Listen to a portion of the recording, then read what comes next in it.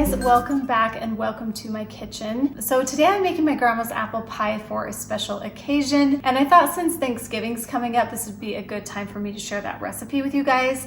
And so today I'm going to do that. This is my grandma's pie recipe, and she made it for her family. My mom made it for our family, and it's a tradition I definitely want to pass on down to my family. If you guys have tried apple pie in the store and you've found those apples to be kind of thicker and spongy, this apple pie is not like that. This is different. It's just amazing. It's a little bit tart, a little bit sweet, and the crust is just absolutely flaky and amazing. And I think you guys are gonna like it too. So let's get into it. So this pie recipe, I used to be able to get 4 crusts out of, which I need for 2 apple pies. But lately I've liked it a little bit thicker, and so I'm only doing 3 crusts out of it, but you can stretch it to 4. So I'm gonna do 1 apple pie, which is 2 crusts. And then I'm gonna use the remaining crust to make a crust for this pie that I'm gonna make for Thanksgiving. And it's a pre-cooked crust for this blueberry pie. Maybe I should share that one too. That one's really good.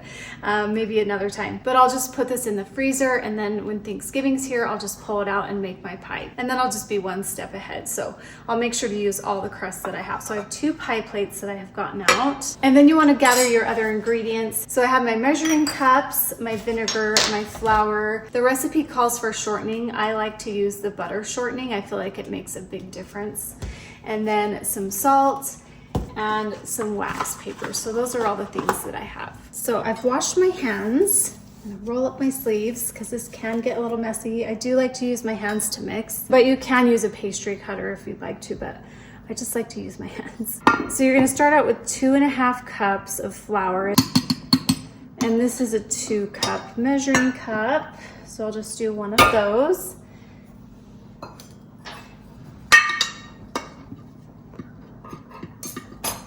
And then 1/2 cup. And I forgot to mention an egg, so I just got that out. So 1 teaspoon salt, I'm gonna mix that. And then I'm gonna add my butter shortening. Trust me, the butter shortening is the best. I feel like it makes it just a little more flavorful. And I like to kind of flour my hands, and then I just start mixing. And the secret to pie dough is you don't want to over mix. You want it, that's what helps it stay flaky. But right now I'm just kind of squeezing and getting flour. You kind of roll it through your hand like this to get the flour coated on those little bits that are breaking off. And that's what helps it be flaky.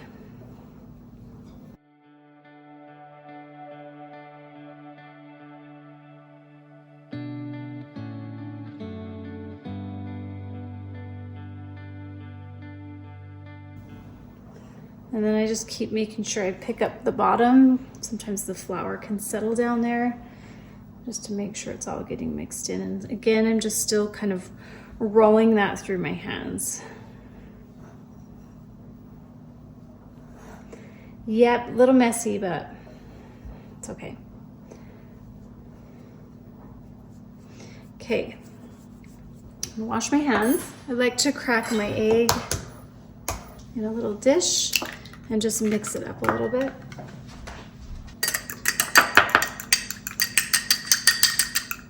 So now I'm gonna add the egg, a tablespoon of vinegar, and a 1/4 cup water. And I even let a little ice cube melt in here so it's super cold. And yep, still gonna use my hands to mix.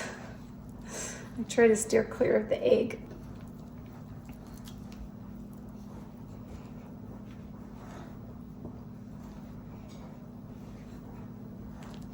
And I'm just kind of folding it over. Again, you don't want to mix it too much, but you definitely want it to be formed together. So I'm kind of folding and patting it together.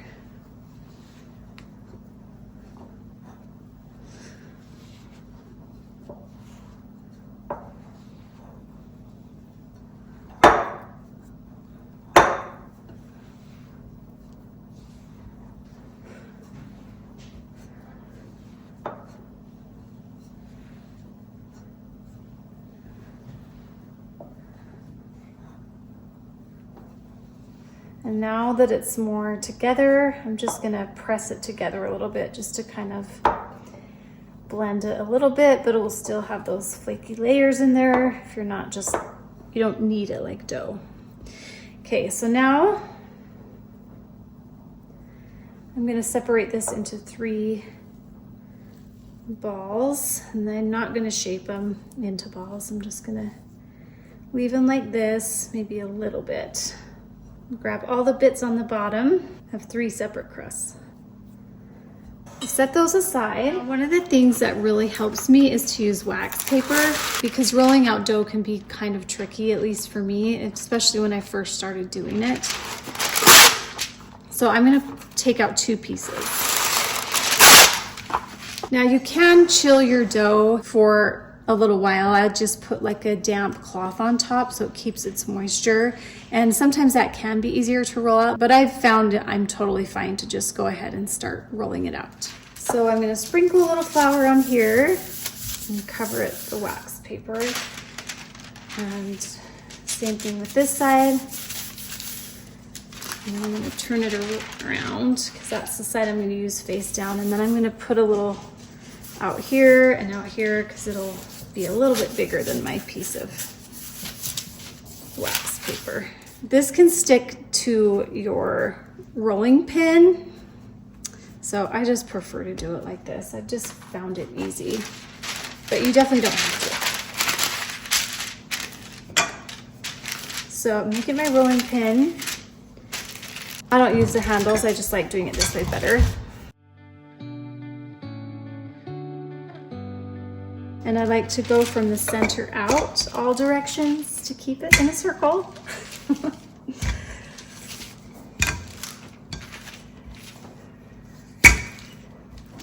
And I want it a little bit bigger than the pie plate because I want to make sure that it covers the entire thing. And I'll show you when I get it in the pie plate. And I like to use the glass. I just think it's better. Okay, so now I'm gonna peel this top layer off. And sometimes you have to kind of hold some areas back. Be careful when you're doing it. And a little bit will peel away, and that's okay. Set that aside. And now I'm gonna bring over my plate. So this is my pie plate I'm gonna use. Sometimes that happens, it gets stuck, and I can just kind of seal that. It's okay.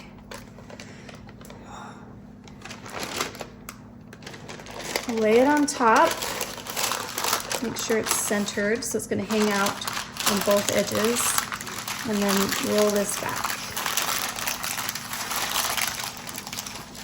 And then I like to kind of tuck it in. Lift it up and set it in.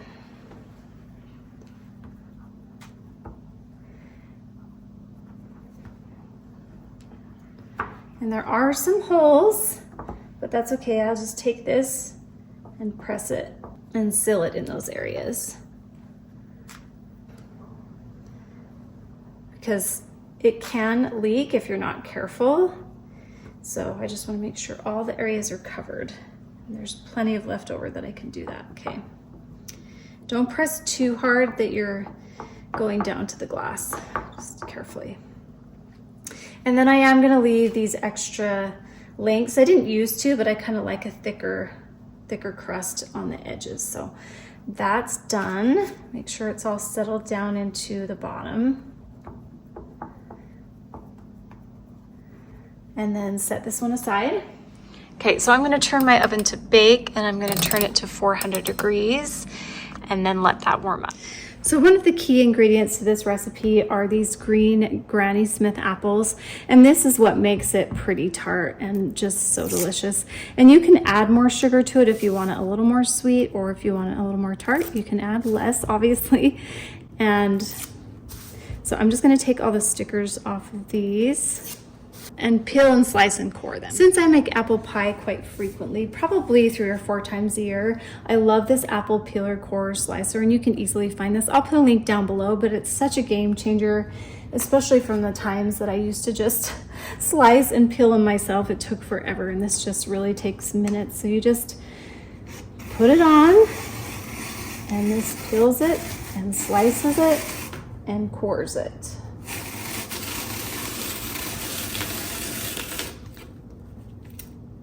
Sometimes they fall off, but you can catch them. And then I just usually take that part off, make sure everything looks good and all the hard bits are off. I'll set those aside and I'll go through and do all of these.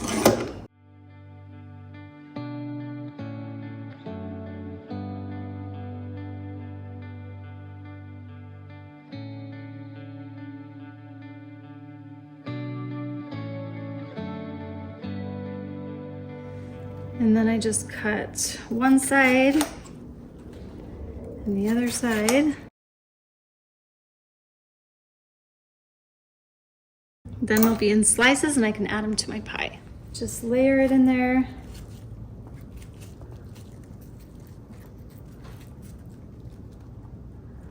Grab out any seeds.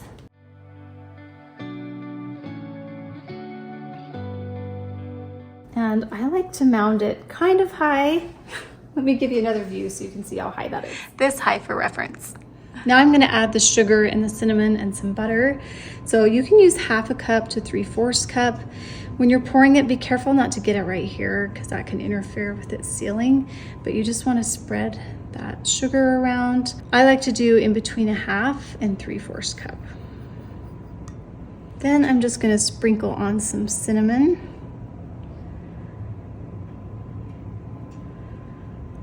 And now I'm gonna come in with some butter. This is just regular salted butter, and I'm gonna put, whoops, it's a mountain.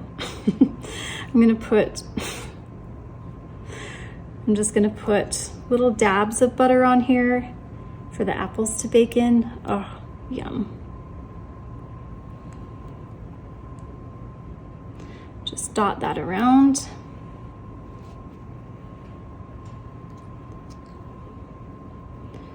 And I use about 2 tablespoons, 1 to 2 tablespoons.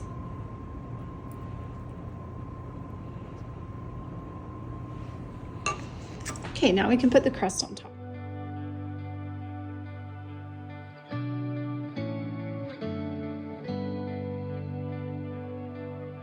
Now that the top is ready to go, I'm gonna add a little bit of water just with my finger, and this will help it seal to the top layer. So I just got my fingers damp in the sink, and I'm just gonna rub that along here, and also wipe off any sugar or cinnamon that may have gotten on there.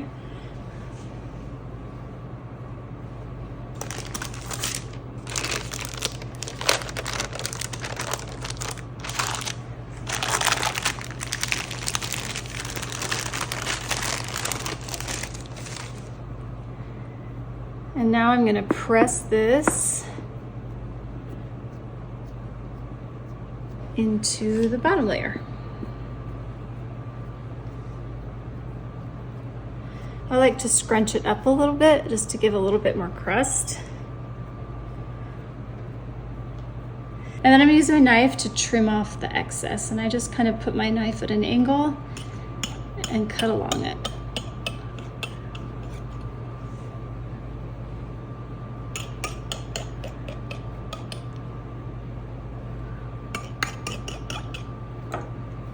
And now I'm gonna crimp the edges. I just like to use my thumb and my pointer and then my other pointer and push it like so. I'm not always a perfectionist at this, but as long as the pie tastes good, I'm fine. And I'll go around it a couple times just to get it looking a little rufflier. And the important part is just pressing and making sure that each layer is sealed so it doesn't leak out. Okay, now that I have that, I'm gonna come in with my knife and make some vent holes, and I just do little crisscrosses back and forth. You don't wanna go too low, and then I'm gonna do some on the side and on this side, because this is what my mom and grandma used to do exactly, so I like to do it like that. And I might do a couple more right here. So this is another thing that my grandma does that I think is optional. I don't know, I just do it because that's what they did. But she'd get a little bit of milk in the cap and kind of put it on your fingers and then rub it all over the top.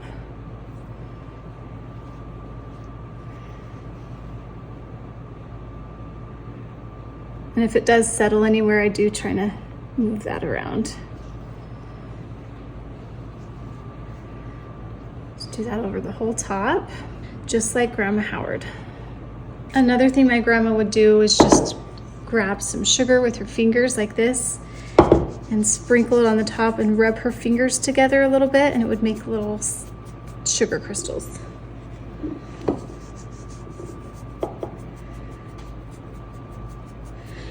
I know it's kind of weird to have vinegar in a pie recipe. At least I've had a few people tell me that at times, but trust me, this is the best pie crust out there in my opinion, but it makes it so good. Okay, now it's ready to go in the oven. We're gonna bake it at 450 degrees for 15 minutes and then 45 minutes about on 350 degrees.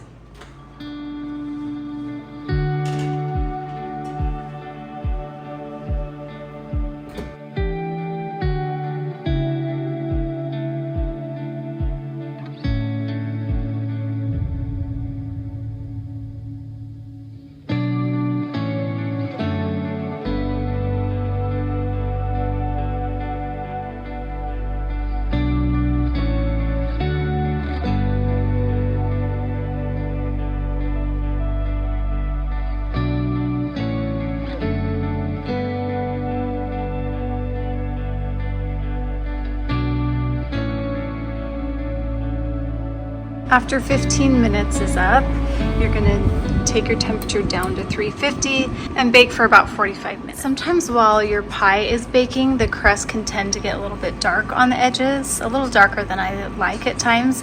And so I have this little perfect pie crust shield. And you can also just use foil, but I'll just place this on top and that will protect it a little bit from getting a little more cooked than I want it to. So I'm gonna put that on now. It's got about another 10 minutes to bake. Okay, my timer went off. It's been about 45 minutes. I think it's been like 43. But I think it's ready to come out and I'm actually ready to go. So I'm gonna take it out, take off my pie shield.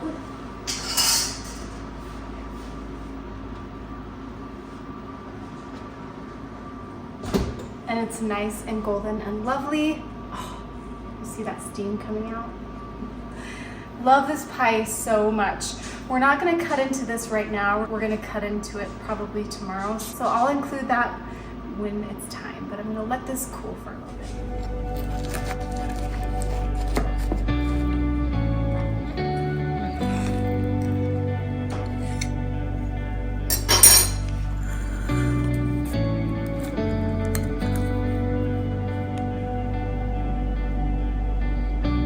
Thanks so much for watching. I hope you guys enjoyed that. Let me know if you try out this pie and if you try it out for Thanksgiving. We'll see you guys next time. Bye.